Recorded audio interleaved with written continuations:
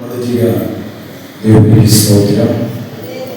రెండవదిగా నాకు ఈ అవకాశాన్ని ఇచ్చిన మా ఆత్మీయులు మీ దైవజనులు కాళీబాయి గారికి నా ప్రత్యేకమైన వందనాలు. అలాగే మా నాన్న కూడా నా వందనాలు చెల్లిస్తున్నాను. మీకు అందరికీ కూడా యేసయ్య నామమున పేరిట స్తోత్రం. వందనాలు అందరికీ. Praise the lord. హల్లెలూయా. నా తండ్రి సీయోను నుండి మిమ్మల్ని ఆశీర్వదించును గాక, మిమ్మల్ని బలపరచును గాక, మిమ్మల్ని నిలబెట్టును గాక. హల్లెలూయా. ప్రభు మహాకృపను బట్టి, ఆయన ఉచితమైన దయను బట్టి నా ప్రభు క్షేమం మీ మధ్యలో తీసుకొచ్చారు. అందుకు నేను మరోసారి ఆయన స్తుతిస్తున్నాను. వాస్తవాన్ని చెప్పాలంటే మార్చాల ప్రాంతంలో తీర్మాన పనులకి రాకముందే అంత వారం నుంచి ఒక్కరోజు కూడా ఖాళీ లేకుండా ప్రభు ఈ సంవత్సరం వాడుకుంటూ వస్తున్నాడు. అందుకే నేను ఆయన సన్నిధిలో వెళ్తే ఆయన కోరుతాడు. మరోసారి మీ మధ్యలో నన్ను నిలబెట్టిన దేవుడికి మహిమ కలుగుగాక. ఈ పూట దేవుడు నాతోనూ అందరితోనూ దేవుడు మాట్లాడుగాక. Praise the lord. చూడండి, బైబిల్ గ్రంథంలో ఒక మాట చదువుకున్న ముందుకెళ్తాం. లోకస్తులంత 22వ అధ్యాయం 43వ వాక్యం. 22:43. అప్పుడు పరలోకము నుండి ఒక దూత ఆయనకు కనబడి ఆయనను బలపరిచెను. ఆయన వేదన పడి మరింత ఆతురముగా ప్రార్థన చేయగా ఆయన చెమట నేల పడుచున్న గొప్ప రక్త బిందువుల వలె ఆయన నేల మీద పడుచున్న గొప్ప రక్తపు బిందువులే ఆయన. చూడండి, దేవునికి స్తోత్రం కలుగుగాక. హల్లెలూయా. ఈ యొక్క ప్రార్థన మనకు కనబడుతుంది. ఈ ప్రార్థన ఎవరు చేస్తున్నారంటే యేసుక్రీస్తు ప్రభువు. ఒక మాటలో చెప్పాలంటే మన తండ్రి అనబడుతుంది యేసయ్య ప్రార్థన చేస్తున్నాడు. వ్యాధులతో కూడిన ప్రార్థన చేస్తున్నాడంట. అలా చూడండి ఎలా చేస్తున్నాడు. చూడు అమ్మా, చాలు. ఇంకా వేదనతో కూడిన ప్రార్థన. చెప్పండి మీరందరూ, ఏ ప్రార్థన చేస్తున్నాడంటే దేవుడు వేదనతో కూడిన ప్రార్థన. ఇప్పటి వరకు ఈ ప్రార్థన మనం కనిపెట్టాము, ప్రార్థన చేశాము, మంచిదే. ఒక్కొక్కరు ఒక్కొక్క కోణంలో ప్రార్థన చేస్తూ వెళుతున్నారు. నా దేవుడు అయితే పొగలంతా పరిచయం చేసేవాడట, రాత్రి అయితే ప్రార్థన చేసేవాడట. ఆయనకున్న అన్ని పేర్లు కంటే బలమైన పేరు ఆయన ఒక ప్రార్థన పరుడు, ఆయన ఒక ప్రార్థన వీరుడు. ఆయన దేనికోసమైన ప్రార్థన చేసి చేయాలని పొందుకున్న దేవుడు ఆయన. యేసయ్య మన తండ్రి అని మనం పిలుస్తాం. ఎలా పిలుస్తాం? ఇప్పుడు మన తండ్రి ఎవరు? ఒక ప్రార్థన పరుడు. చెప్పండి, మన తండ్రి ఎవరు? ఒక ప్రార్థన పరుడు. మన తండ్రి ఒక ప్రార్థన పరుడు కనుక ఆయనకు కలిగిన మనము అంటే ఆయన రక్తము చేత కొనబడి, ఆయన ప్రాణము చేత బ్రతికించబడి, ఆయన సన్నిధిలో నిలుచుకున్న ఆయన బిడ్డలుగా పిలువబడుతున్న మనము ఇప్పుడు ఆయన బిడ్డలుగా పిలువబడుతున్న మన జీవితాలలో ఏముండాలా? ఒక మాటలో చెప్పాలంటే ప్రార్థన లేనివాడు ఆయనకి బిడ్డ కాదు. ప్రార్థన జీవితం కలిగి ఎవరైతే బ్రతుకుతాడో వాడే ఆయన కుమార్తె, ఆ వ్యక్తి ఆయన కుమారుడు. సంవత్సరాల నుంచి మందిరానికి వస్తున్నాం, మంచిదే. నేనైనా ఎవరైనా సరే ఒక్కొక్కరిని కలిస్తే 5 సంవత్సరాలు, 10 సంవత్సరాలు, 20 సంవత్సరాలు అనేవాళ్ళు కూడా ఉన్నారు భక్తులు. కానీ తీరా వారిని తేరి చూస్తే వాళ్ళ జీవితాలలో ప్రార్థన లేదు. భక్తిలో కావలసింది బలమైన శక్తి ఏదైనా ఉన్నది, అది ప్రార్థన. ఒక క్రైస్తవుడికి కావలసింది ప్రార్థన. ప్రార్థన అంటే అన్ని ఉన్నట్టు చేస్తున్నాము. ఆమె చెప్పండి, ఆయన వేదన పడుతూ ప్రార్థన చేస్తున్నాడంట. వేదన చెప్పండి. వేదన అంటే దానికి ఇంకొక మారు పేరు కూడా దుఃఖం. వేదనతో కూడిన దుఃఖం. వేదన ఎప్పుడు కలుగుతుంది? దుఃఖం వచ్చినప్పుడే వేదన వచ్చింది కాదంటే. మీకు ఎప్పుడు వేదన కలగలేదా?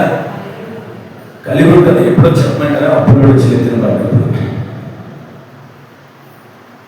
రోగం వచ్చినప్పుడు వేదన, ఏదో సమస్య వచ్చి ఎత్తిన మీద పడినప్పుడు వేదన. జాగ్రత్తగా ఇట్టున్నారని నేను నమ్ముతున్నా. దేవుని మాట చెవుల వాయుక. ఒక్కొక్క వ్యక్తిని కలిస్తే ఒక్కొక్క వ్యక్తి దగ్గరికి వెళ్ళి నీకున్న వ్యాధులు ఏమిటిరా చెప్పరా బాబు, చెప్పు నీ వ్యాధులు ఏమిటి అని అడిగితే ఒక్కొక్కరికి చెప్తారు. ఇంత పెద్ద లిస్ట్. దీనివల్ల నేను ఇట్ అయిపోతున్నా, బిడ్డల వల్ల నేను ఇట్ అయిపోతున్నా, నా భార్య వల్ల ఇట్ అయిపోతున్నా, భర్త వల్ల ఇట్ అయిపోతున్నా, నా వేదన కారణం వీడు, నా వేదన కారణం ఆయన అని చాలా మంది చెప్తారు కదా. కానీ నా యేసయ్యలో ఒక వ్యాధులు ఉంది. ఇది వ్యాధులతో కూడిన ప్రార్థన. ఒక సంఘంలో విశ్వాసి ఒక దేవుని నడిపింపులో పరిశుద్ధాత్మ యొక్క నడిపింపుకు అప్పగించుకొని, దైవజనుడి యొక్క నడిపింపుకు అప్పగించుకొని విశ్వాసి జీవితంలో ఉండాల్సిన గొప్ప అనుభవం అది వేదనతో కూడిన ప్రార్థన ఉండాలి.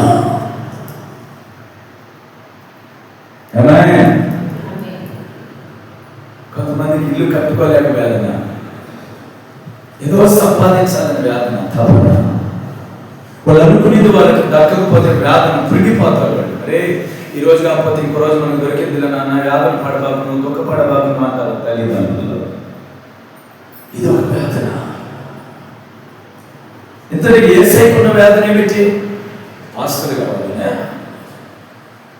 డబ్బు కావాలనే, బంగారు కావాలనే, మేడలు అంతస్తులు కావాలనా, లేకపోతే ఒక 10 ఎకరాల భూమి కావాలనా? ఏదింటికి మన తండ్రి గుడ్డెలో గూడి కట్టుకొని వేదన కారణమేమి? ఆలోచించారు. పగలంతా ఏమో పరిచయం చేస్తున్నాడంట, రాత్రైతే వేదన పడుతున్నాడంట, ప్రార్థన చేస్తున్నాడంట. ఆయన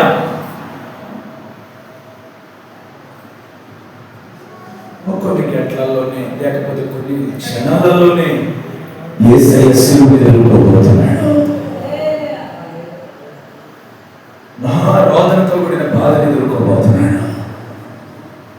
ఆ శిలువకు ముందు లేక ఆ శిలువ యాత్ర కంటే ముందుగా చేస్తున్న ప్రార్థనే వ్యాధులతో కూడిన ప్రార్థన.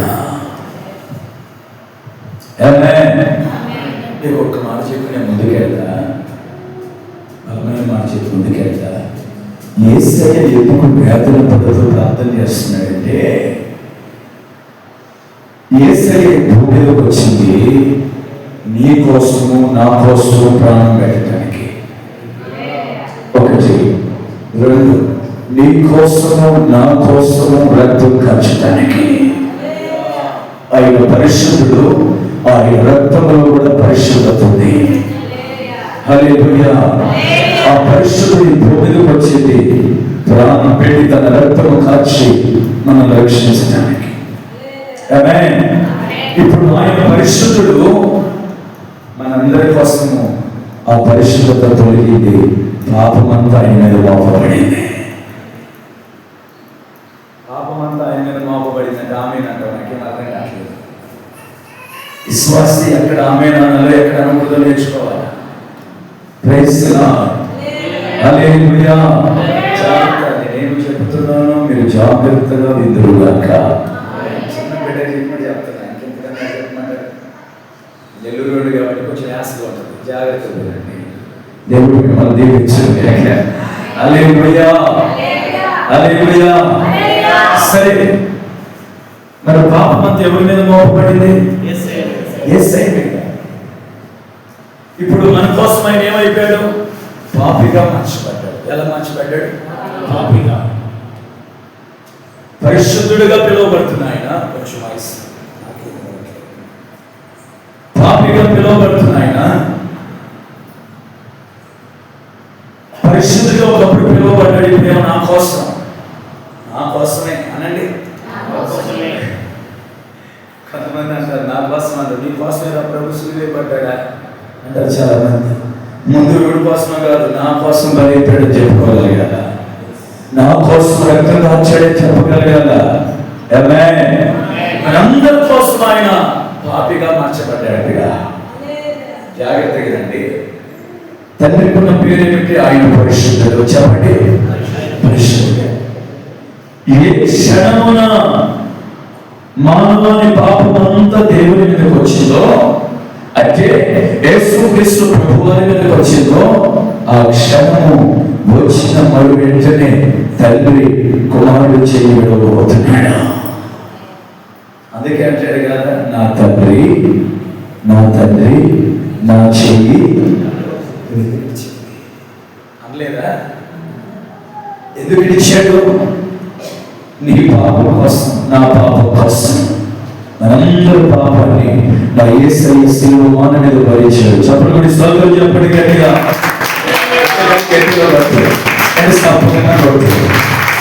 హల్లెలూయా. అందరి పాపం ఆయన మీద మోయబడింది. అందుకు తండ్రి యేసయ్య చెయ్యి అది క్షణంలో మరు క్షణంలో విడిచిపెట్టబోతున్నాడు. అది యేసయ్య వేదన. ఏదో డబ్బు సంపాదించాలని కాదు, నన్ను ఈ భూమి మీద పంపిన నా తండ్రి నా చెయ్యి విడిచిపెడుతున్నాడే. నాకు ఆయన మధ్యలో గ్యాప్ వస్తుంది. యేసు ప్రభు వారే తండ్రి పాపాలను బట్టి కాస్త చెయ్యి పెడితేనే అంతగా వేదనతో కూడిన ప్రార్థన చేస్తే మూలుగుతూ కన్నీరు గార్చితేనంట ఆ కన్నీరు లేక చెమట రక్త బిందువుగా మార్చబడిందంట.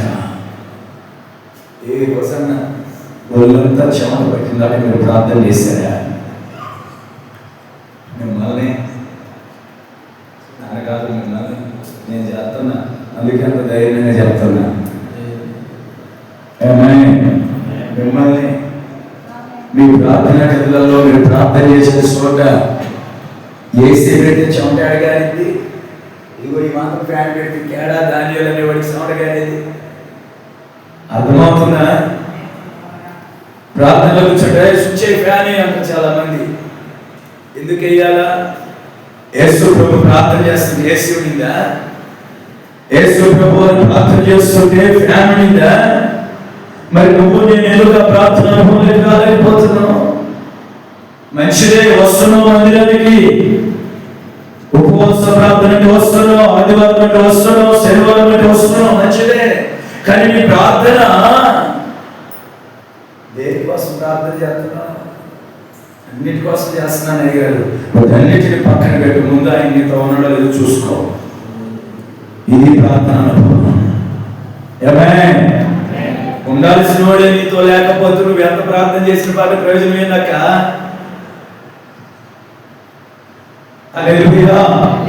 ఆయన ప్రార్థనీయ దేవుడే నీతో లేకపోతే, నాతో లేకపోతే కార్యాలు ఎక్కడ జరుగుతాయి? అద్భుతాలు ఎక్కడ జరుగుతాయి? సేవకుడేమో ఉపవాసాలు ఉంటున్నాడు, సేవకుడేమో ప్రార్థన చేస్తున్నాడు, సేవకుడేమో బలిపీఠం మీద యాగమైపోతున్నాడు, మంచిదే. కానీ మీరు చేస్తున్నారా? ఏ ప్రార్థన? అవసరాల కోసం చేయి, సమస్యల కోసం చేయి, రక్షణ కోసం చేయి, మంచిదే. వాటి కంటే ముందుగా దేవుడు నీకు సమీపం ఉన్నాడా, దూరమైపోయి ఉన్నాడా? నా తండ్రి ప్రార్థనలే.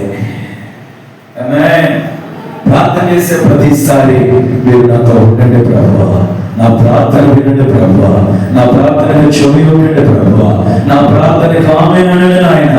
నువ్వు లేకపోతే నేనేది చెయ్యించలేనయ్యా అని ప్రార్థన చేయాలా?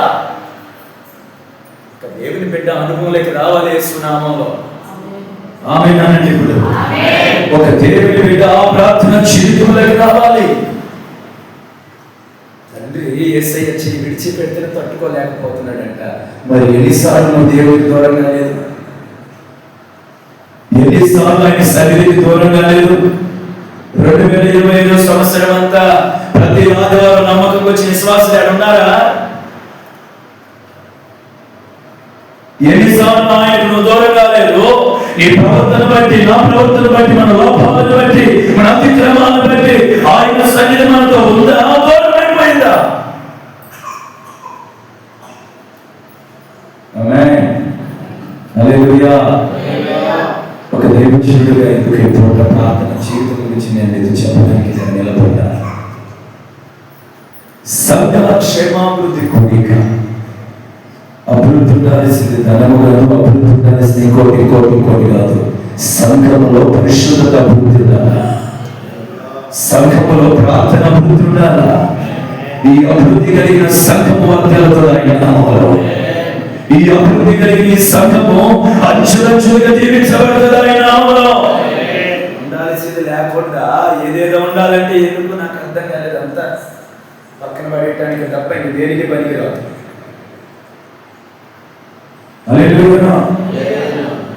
ఆలోచించాలి ఒకసారి.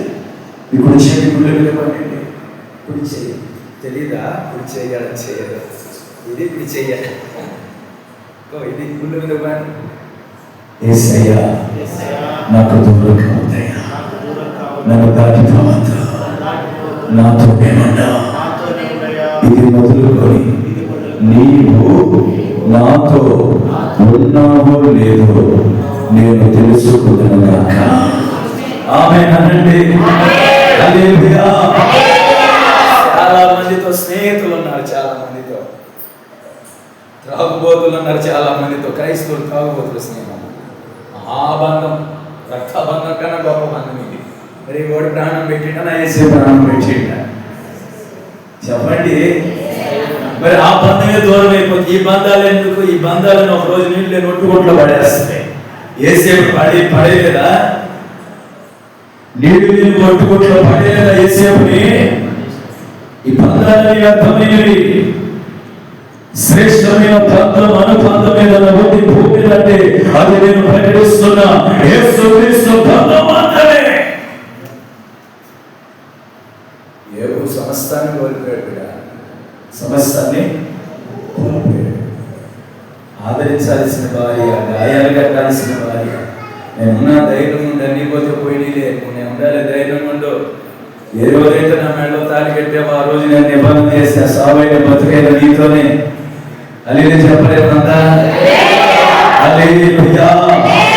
జీవితాంతో నీతో ఉండా, నిబంధన మాత్రం తొలగిపోదు అన్నా అంటుంది. దేవుడిని తునీకరించి ద్వేషించి సత్యం ఏమంటుంది? సింపుల్ వల్ల సచ్చిపో. ఇప్పుడు ఈ బంధం కూడా వస్తుందా? బంధాలన్నీ తెగిపోయినా నా దేవుని తోడు ఏదో నిరంతరం ఉంది. చెప్పండి, స్తోత్రం చెప్పండి గట్టిగా. హల్లెలూయా.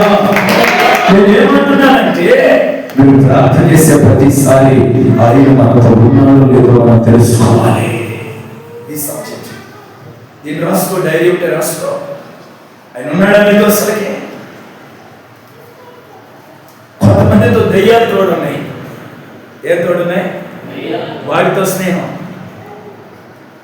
దయ్యం డైరెక్ట్ కాపాడదు కదా అయ్యారు. అదేంటో చెప్తాం మేము. ఏ రోజు వాళ్ళు ఏదైనా మీరు చూసినట్టు చెప్తా ఇను ముందుకు రాని నన్ను. ఇంకా దయ్యాలంటే ఏమనుకున్నారు? లోక స్నేహాలు, లోక బంధాలు, లోక ఆచారాలు, ఎన్ని దయ్యాలి. వీటితో మనం స్నేహం చేయడం కూడా వాటితో చేసినట్టే. లోకంలో ఉండాలి కానీ లోకంలో మనం కలిసిపోకూడదు. లోకంలో మనం ప్రత్యేకంగా బ్రతకాలి ఆయన నామములో. కుమ్మర పురుగు ఒకటి ఉంటుందంట. ఆ కుమ్మర పురుగు బురదలో ఉన్నా బురద దాన్ని అంటుకోదంట. ఆమేన్. తెలుసా కుమ్మర పురుగు? తెలుసా మీకు? అది బురదలోనే ఉంటుంది కానీ బురదలోనికి అంటుకోదు. క్రైస్తవుడు కూడా అలా బ్రతకాలా? మనతో ఉంటే యేసయ్య ఉండాలా, మనతో ఉంటే ఆయన సన్నిధి ఉండాలా. ఆమేన్. నువ్వు దీనికి ఆడవాలా, దీనికి మూలగాల, దీనికి ప్రార్థన చేయాలి. ఎందుకోసం చేయాలా? ప్రభువా నన్ను దాటిపోవద్దయ్యా, నీకు నాకు మధ్యలో ఉన్న పాపం, నిన్ను నన్ను ఏరు చేస్తున్న లోపం ఏదో ఇప్పుడే నీ రక్తముతో కడగబడును గాక. నేను నీకు దూరం అయిపోతున్నా, నీ ప్రార్థనకి దూరం అయిపోతున్నా, దైవజనుల సహవాసానికి దూరం అయిపోతున్నా, సంఘానికి దూరం అయిపోతున్నా, మనుషులకు దూరం అయిపోతున్నా. నేను దూరం కావద్దయ్యా. ఈ ప్రార్థన అనుకోలేక రాను ముందు తర్వాత నువ్వే ప్రార్థన చేసిన ఆయన నామములో జరిగిపోతుంది అంతే. హల్లెలూయా, హల్లెలూయా. యేసయ్య ప్రార్థన తండ్రి దూరం అయిపోతున్నాడని చెప్పమంటారా? మనం కూడా ఆడవాలండి. నోమారులు దేవుడి పక్కన పెట్టి మనమే దూరం అయిపోతున్నాం. బాధ అనిపించలేదా? ఒక గొప్ప పరిశుద్ధుడు చెన్నైలో ఉంటారు. ఆయన నాతో ఇలా అన్నారు, మనం ప్రార్థన చేసే స్థలం ఉంటుంది ఇంట్లో, ఉందా లేదా? ప్రార్థన చేస్తారా మీ ఇళ్లలో? మీరు దేవునికి స్తోత్రం కలుగుగాక. ఒక స్థలంలోనే చేస్తారా? ఇల్లంతా తిరిగి చేస్తారా? చెప్పు. ఒక స్థలంలోనే దేవునికి స్తోత్రం కలుగుగాక. మరి ఆ స్థలంలో చేస్తున్న నీవు అనుదినం నీ ప్రార్థన కోసమైన దిగి వస్తున్నాడు. యాకోబు ప్రార్థన చేస్తే దేవుడు దిగిరాడు కదా. జాగ్రత్తగా వినండి. నువ్వు ఈ రోజు సాయంత్రం ప్రార్థన చేసావనుకో, మరలా ఉదయం ప్రార్థన చేసావనుకో, రేపు సాయంత్రం అలసిపోయావు, ప్రార్థన చేయడా, కమ్మగా పడుకొని నిద్రపోయావు. హల్లెలూయా. కానీ దేవుని సన్నిధిలో ఎక్కడ ప్రార్థన చేస్తున్నావో ఆ స్థలంలో నీ కోసం ఎదురు చూస్తూనే ఉంటుంది. చెప్పాడు ఆ పరిశుద్ధుడు నాకు, అన్నా ప్రార్థన చేసేవాడు నిరంతరం ఆ స్థలంలోనే ప్రార్థన చేయకూడక అక్కడ దేవుని సన్నిధుల కోసం ఎదురు చూస్తూ ఉంటుందంట. ఎన్నిసార్లు నువ్వు ప్రార్థన చేసే స్థలంలో ప్రార్థన చేయకుండా శుభ్రంగా పడుకునే దినాలు ఎన్ని ఉన్నాయి? అమ్మగా దీన్ని పడుకునే దినాలు లేవంటారా? కావాలి పని, మేము ప్రార్థన చేయలేకుండా అలసిపోయాం, పొగులంతా పని చేసాం, నీకేం తెలుసు, నువ్వు బయట పని చేసేవాడివి, ఇంట్లో పని చేసేలేక నా ఒళ్ళు గుల్లారిపోతుంది అనే ఆడవాళ్ళు స్త్రీలు లేరంటారా? పురుషులు లేరంటారా? అలిసిపోతున్నావు. ఎక్కడికి అలిసిపోతున్నావు? ప్రార్థన కన్నా అలిసిపోతున్నావు. నా దేవుడు పొగులంతా పరిచయం చేసి రాత్రి ప్రయాసపడి ప్రార్థన చేస్తున్నాడంట. ఆయన బిడ్డలుగా నీకు ఒక మాట చెప్పి ముందుకు పోక, సందు క్రైస్తవులు ఎడతయ్యారంటే మన బిడ్డలు, మన దేవుడి బిడ్డలే ఎడతయ్యారంటే నిద్ర రాత్రలకే పడుకుంటున్నారు. నిద్ర రాత్రలకే పడుకొని ఏం చేస్తున్నారు? ఫోన్లు మీద ఆపాలి. మీ స్వాధీనంలో మీ ఫోన్ ఉండను కాక. హల్లెలూయా. పడుకొని నిద్ర వచ్చిన ఫోన్ నొక్కుతున్నారు. ఫోను మా ఊళ్ళో ఒక లగ్నస్తురాలికి మ్యారేజ్ అయింది. ఆ బిడ్డని కొంచెం దూరంగానే ఇచ్చేది. ఆ బిడ్డని, ఆ బిడ్డకి చదువు లేదు, జాగ్రత్తగా చదువు లేదు. ఇప్పుడిప్పుడే నూతనంగా మందిరానికి వెళుతున్నారు. భర్త మంచివాడే, దైవికంగా ఉంటాడు. అయితే వాడి దగ్గరే టచ్ ఫోన్ ఉంది, భార్య దగ్గర లేదు. పెద్ద ఫోన్ ఎవరి దగ్గర ఉంది? వాళ్ళ దగ్గరే ఉంది, భార్య దగ్గర లేదు. వీడు ఉదయం లేస్తే పనికి వెళ్తాడు. అబ్బాయి గమనిస్తుంది, అమ్మాయి ఒకటి ఇంట్లో ఉంటుంది. 2-3 సంవత్సరాలు అవుతాను. ఒక బాబుని ఒక పాపం దేవుడు ఇచ్చాడు ఆయన కృపను బట్టి. హల్లెలూయా. ఇంక నా అమ్మాయి ఇంటి దగ్గర కూర్చున్నారంట. అయ్యగారు పని ఇవ్వనిచ్చి కూర్చొని వాళ్ళ ఫోన్లు తెచ్చి, మా ఫోన్లు బలంగా మా ఇంటికి ఇచ్చాడు. ఫోన్ చాలా బాగుంది, 10,000 రూపాయలు ఇది, 15,000 రూపాయలు ఇది అంటున్నాను. ఇలా ఈ అమ్మ మాట్లాడుతుంటే ఈ అమ్మ కాశి పుట్టింది. ఏం కొనాలని చెప్పాలి మీరు? ఫోన్ కొనాలంట. టచ్ ఫోన్, పెద్ద ఫోన్. వాడు 10,000 రూపాయలు అంటే నాది 20,000 అయి ఉండాలంట. నీ మనిషి మొగుడితో వాడు వచ్చి రాత్రికి అన్నం పెట్టలా, నీళ్ళు ఇవ్వాల. అదిగో పక్కన పిల్లకాడ ఫోన్ ఉంది, అమ్మాయి కాడ ఫోన్ ఉంది, అమ్మాయి కాడ ఫోన్ ఉంది, నా కాడే లేదు ఫోను. నాకు తీసిస్తే వాళ్ళ ఫోన్ల కన్నా పెద్ద ఫోన్ తీసి ఆ ఫోన్ మెయింటైన్ చేయాలి అని దేవునికి స్తోత్రం కలుగును గాక. సరే భార్య అడిగిందని భార్య ముచ్చట కోసం ఫోన్ తెచ్చి ఇచ్చాడంట. వీడు తెచ్చేసి మళ్ళీ ఇంటి పనికి వెళ్తాడు. ఇటు డ్యూటీ అదే, ఒక్కరోజు కూడా కానీ ఉండడం పనికి వెళ్తానే ఉంటాడు. ఆ బిడ్డలు పెట్టుకుని ఈ అమ్మ ఇంటికాడ ఏమో కళ్ళ చేత కాదు కదా, ఫోన్ వారికి అండి ఎప్పుడు వస్తున్నారండి, సాయంత్రం వస్తున్నారు, మధ్యాహ్నం వస్తున్నారు, భోజనం, ఇది వారికే పరిమితం. ఇంత అయిపోతే బాగుండేది. ఆ అమ్మ వచ్చి మనలో కూర్చొని ఆయన ఫోన్ ఇచ్చినాడు కదా, ఏది చూపెట్టు చూపించి, ఇదిగో ఫోన్, మా ఫోన్ కన్నా పెద్దదే నమ్మో నీ ఫోను అన్నారు. దేవునికి స్తోత్రం కలుగును గాక. అని వాళ్ళు అంటున్నారు, ఇదే ఫోన్లో టిక్ టాక్ తీసి ఎంత బాగుంటుందో తెలుసా నీకు అని అంటారు. అయ్యేమో యాప్లో గీఫ్లో ఏ ఉంటాయని నాకు తెలియదు గురించి దరిద్రం. ఆ యాప్ ఆన్ చేస్తానంట మొహం ఇట్ట పెడితేనే అందంగా మార్చబడుతుందంట. అదొకే యాప్ అని వాళ్ళు అనుకోగలిగిన వాళ్ళు కదా. ఫోన్లో దాన్ని ఆన్ చేసి మొహం ఇట్ట పెడతాను, ఈ పిల్ల కర్రీగా ఉంటుంది పొడి ఎత్తు మొహం పడి. ఆ ఫోన్లో పెడతానే మొహం అందగెత్తి అయిపోయింది. ఈ పిల్ల ఆకర్షించబడిపోయింది దానికి. ఇంకా అది చెప్పండి, ఆయనతో చెప్పిందంటండి, నేను సినిమా పాటలకి యాక్షన్ చేసి నేను మంచిగా నేను అన్నిట్లలో ఫేస్బుక్ ఏదో ఏ బుక్ మొత్తం అన్నిట్లలో నేను అప్లోడ్ చేస్తా, నన్ను మంచిగా నన్ను అందరూ చూడాలని అన్నాను చూడాలంటే వాళ్ళు ఆయన కూడా సరేలే నీళ్ళు అవసరలే చేయని వాడు కూడా సరువుగా వదిలి చెప్తున్నా. ఏంటంటే జాగ్రత్తగా దేవునికి స్తోత్రం కలుగును గాక. ఆ టిక్ టాక్లలో పోయి పిల్లలు చూసినాం కరిమొహం ఉంది, అంత అందమేం లేదు, మొహం చూడడానికి కూడా బుద్ధి పడదు. కానీ వాడు ఎవడో బయట దేశంలో హార్మోన్ ఇష్టపడిపోయి పిల్లలు.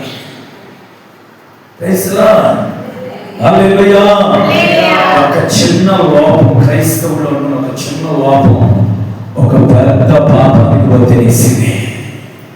చెప్పమంటారా? ఆ పిల్లవాడి కోసం పిచ్చిదైపోయిందండి. ఏమైపోయింది చెప్పండి? పిచ్చిదైపోయింది. ప్రార్థన లేదు ఇంకా, దైవజనులు ఇంకా, సంఘములు ఇంకా, 24 గంటల వీడియోలు తీసుకోవడమే, ఫోన్ 24 గంటలు నొక్కోవడమే. కొంతమంది అప్పుడు ఫోన్లో పెట్టేస్తున్నారు ఈ మాటని. ఇక్కడ దేవుడికి స్తోత్రం కలుగును గాక. నిజము చెబుతున్నా, మీ పిల్లల చేతికి మీ ఫోన్లు పట్టి ఇవ్వకండి. దైవజనుడిగా చెబుతున్నా, నేను చూసా నా కళ్ళతో పోయి ప్రార్థన చేస్తే, అన్నయ్య నాకు ఆయన కావాలన్నయ్య, అన్నయ్య నేను ఆయన లేకపోతే చచ్చిపోతానయ్యా అంటుంది. మరి ఈవిడ అమ్మాయి వాడు ఎవడో నాకు తెలియదు అన్నయ్య అంటుంది భర్తను పట్టుకొని. ఈ బిడ్డ ఎవడ అమ్మాయి, ఆ బిడ్డ నాకు తెలియదు అంటుంది. వాడు మాయలో మునిగిపోయిందంటే వాడు ఫోన్ చేసి పోలీసు అంటే వాడు అన్నాడంట, ఇటు మీ టోల్ 100 మందిని చూశాను అన్నాడంట. వాడు చెప్పుతో కొట్టినట్టు అయింది వ్యవహారం. Praise the lord. ఫోన్ల ద్వారా పిల్లల జీవితాలు పాడైపోతున్నాయి, మెంటలోళ్ళు అయిపోతున్నారు, ఆడపిల్లలు పాడైపోతున్నారు, మగ పిల్లలు పాడైపోతున్నారు. నేనేమంటున్నానంటే, నిద్ర రాకతలకి నువ్వు పడుకోకూడదు. క్రైస్తవుడు అసలు పడుకోకూడదు నిద్ర రాకతలకి, వాస్తవం. నిద్ర రాకతలకి పడుకునే దెయ్యాలు, నిద్ర వచ్చి నాకు పడుకునేది క్రైస్తవుడు. హల్లెలూయా. కొంతమంది 10 పిల్లలు దొల్లాడుతున్నాడు నిద్ర. ఎవరా దొల్లాడుతున్నావు? నిద్ర రాలేదు మామి, మళ్ళా దొల్లాడుతున్నావు. ఎదురు దొల్లాడుతున్నావు, నిద్ర పట్టలేదు. నిద్ర పట్టకపోతే ప్రార్థన చేయరా? నిద్ర పట్టకపోతే మోకాళ్ళ మీద కదా, నిద్ర పట్టకపోతే బైబిల్ పట్టుకో, ఫోన్ ఎందుకు పట్టుకుంటావు? దేవుని ఆయాసకరమైన ఆ కార్యాలు ఎందుకు చూస్తావు? Praise the lord. హల్లెలూయా. ఇది చెప్పమంటారా? ఇంటి ప్రార్థన వచ్చేదోగాక. ఆమేనండి. హల్లెలూయా. ప్రార్థన చేసి చేసి చేసి అలసిపోయి నిద్ర వచ్చినప్పుడు పడుకో, నా దేవుడు నీతో మాట్లాడటం ప్రారంభిస్తాడు. బైబిల్ గ్రంథంలో ఎంతో మంది ప్రార్థనా పరులతో మాట్లాడిన ఆయన నీతో మాట్లాడాడంటావా? నేను దర్శించడంటావా? నీ బిడ్డలకి, నీ కుటుంబానికి సమస్యలు ఏమిటో నీతో చెప్పడంటావా? నేను నిలబెట్టడంటావా? దానికి కారణం ఒకటి, నేను ప్రార్థన చేయను. స్వామిని ఎవరు మనం? స్వాములు. ప్రార్థన చేయని స్వాములని. దేవుడికి స్తోత్రం కలుగును గాక. నువ్వు ప్రార్థన చేయాల్సింది ఆయన నీకు దూరం అవడానికి కారణాలు ఏవైతే ఉన్నాయో వాటిని తెచ్చుకోవడానికి నువ్వు ప్రార్థన చేయాలి. ఆమేన్ అనకపోయారా? హల్లెలూయా. ఎంతకాలం దేవుడు వేరుగా ఉండాలి, ఎంతకాలం వేరుగా ఉండాలి. నీకు ఆయనకి మధ్యలో పాపం లేదంటారా? నీకు ఆయనకి మధ్యలో భూతులు లేవంటారా? ఆయనకి నీకు మధ్యలో సినిమాలు సీరియల్ లేదంటారా? నీకు ఆయనకి మధ్యలో నిన్ను ఆయన సేపు కానివ్వకుండా, ఓ ఆయన అందుకోనివ్వకుండా. 1:9 వారు షిలోహులో అన్నపానములు పుచ్చుకొనిన తర్వాత అన్నా లేచి యాజకుడైన ఏలీ ముందర ఏలీ మందిర స్తంభము దగ్గర ఉన్న ఆసనము మీద కూర్చొని ఉండగా బహు దుఃఖాకాంతురాలై వచ్చి మహా దుఃఖాకాంతురాలై వచ్చి యెహోవా సన్నిధిని ప్రార్థన చేయుచు బహుగా ఏడ్చుచు యెహోవా సన్నిధిలో ప్రార్థన చేయుచు ఏడ్చుచు సైన్యములకు అధిపత్యము యెహోవా సైన్యములకు అధిపతులకు యెహోవా నీ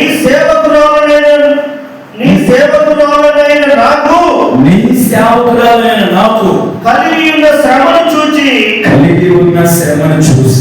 నీ సేవకురాలైన నన్ను మరవక ఈ సేవకురాలు నన్ను మర్చిపోవద్దయ్యా, జ్ఞాపకం చేసుకొని నన్ను జ్ఞాపకం తెచ్చుకయ్యా. నీ సేవకురాలైన నాకు మగ పిల్లలను దయచేయమని అన్న ప్రార్థన చేస్తుంది. హల్లెలూయా చెప్పండి. హల్లెలూయా. అన్న ప్రార్థన దేవుడు 20 దగ్గర చదువునానా.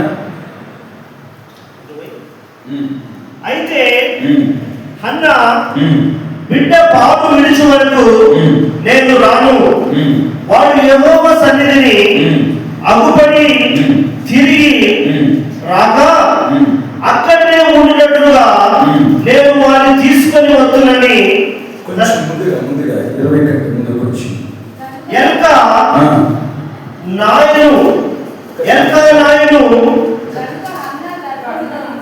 గనుక అన్న గర్భాన్ని ధరించి దినములు నిండినప్పుడు ఒక కుమారుని కని. ఆమెను చెప్పండి గట్టిగా. హల్లెలూయా.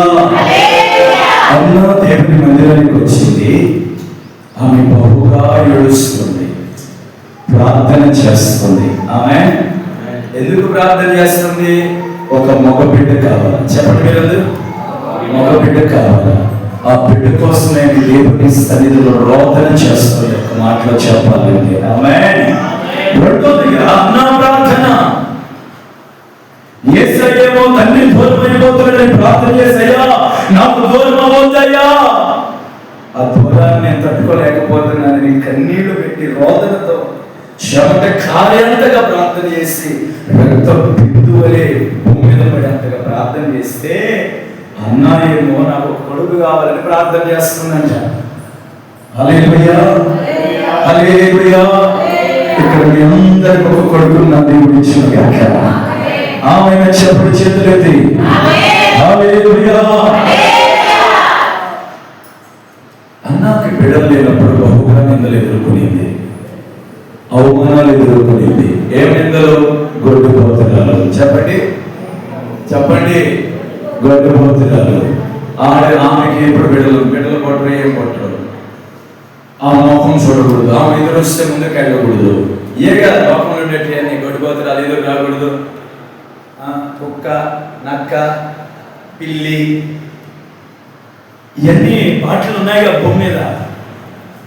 ఎన్నో నిందలు ఎదుర్కొనింది ఆమె, ఎన్నో అవమానాలు ఎదుర్కొనింది ఆమె. ఎంతో దుఃఖంలో ఉంది ఆ తల్లి. ఆమె ప్రార్థన దేవుడు విన్నాడట, ఒక కుమారుడు దయచేశాడట. హల్లెలూయా. ఆయన సేవకుడికి మధ్యాహ్నం మీతో ఒక మాట చెబుతున్నాను. మనందరూ ప్రార్థన విని ఈ ప్రాంతంలో ఒక మగ బిడ్డ దేవుడు మనకు ప్రసాదించను గాక. ఆమెను చెప్పండి. మగ బిడ్డ అనగా జయ జీవితం. మగ బిడ్డ అనగా జయ జీవితం. నువ్వు కోణాలలో చెప్పుకోవచ్చు, ఇదొక కోణం. మగ బిడ్డ అనగా జయ జీవితం, మగ బిడ్డ అనగా సంతోషం. శారాతో దేవుడు చెప్పాడు అబ్రహాంతో, నేను ఒక కుమారుడికి ఇవ్వబోతున్నానని. అప్పుడు వరకు అబ్రహాం గుడారంలో కన్నీళ్ళే. ఏమంట ఇస్సాకు పుట్టాడు, కన్నీరు తోచమైంది. హల్లెలూయా. మీరు నమ్మండి, ఇస్సాకు లాంటి కొడుకులు దేవుడు సేవకు వద్దా? మీరు ఎక్కడ చూస్తున్నారు చెప్పమంటారా? ఇంకెవరొద్దు, ఈ 10 మంది మేమే చాలు, మాకెందుకు ఇంకా, మాకు వద్దనే వద్దు అన్నట్టుంది మీరు చూస్తుంటే. హల్లెలూయా. నేనేం చెబుతున్నానంటే, అన్న ప్రార్థన చేస్తే కొడుకు ఇచ్చినట్లు ఈ ప్రార్థనలో ఒక జయ జీవితాన్ని నా దేవుడికి ప్రసాదించాలా. ప్రార్థన చేస్తే జయ జీవితం కోసం ప్రార్థన చేయండి. ఏం చేయించాలయ్యా? పాపాన్ని చేయించాలా, అబద్ధాలు చేయించాలా, అపవిత్రతను చేయించాలా, కన్నుల మీద పనిచేస్తున్న ఆ లోపాలను చేయించాలా. అడే ప్రార్థన పరుడు లోపాలను చేయించలేనుడు. ఎన్నిసార్లు ప్రార్థన చేసిన ప్రయోజనం ఏంటి? అర్థమవుతుందా? అతిక్రమాలను జయించలేనోడు, లోపాలను భేదాలను జయించలేనోడు పొడుగు ప్రార్థన చేసి బైబిల్ చదివిన పద ప్రయోజనం లేదు. చిన్న సీరియల్, చిన్న ముక్క, చిన్న టీవీ, చిన్న ఫోన్, చిన్న మాట అండి, చిన్న మాట. 4 కద్దుడు చాలా మందికి. అంతలో మాట అంటే అంతలో మాట బయటనే ఇచ్చిన వెళ్ళిపోతుంది 4కి. దాన్ని జయించలేకపోతున్నాం. మనం ఇంకేం ప్రార్థన చేస్తాం? మనం ప్రార్థన చేయాల్సింది జయ జీవితం కోసం. ఈ బ్రతుకు మీద జయ జీవితం ఉండాలా, నడినెత్తులు మొదలుకొని అరికాల వరకు జయ జీవితం ఉండాలా. క్రైస్తవుడంటే జయ వీరుడుగా మార్చాలి. మీరు జయించిన వారు నా దేవుడు సమస్తాన్ని జయించాడు. ఆయన బిడ్డలకు మనం కూడా జయ జీవితం కలిగి రేపు ఆయన మనం ఎదుర్కోవాలి. ఆమె చెప్పడు చెప్పలేదు.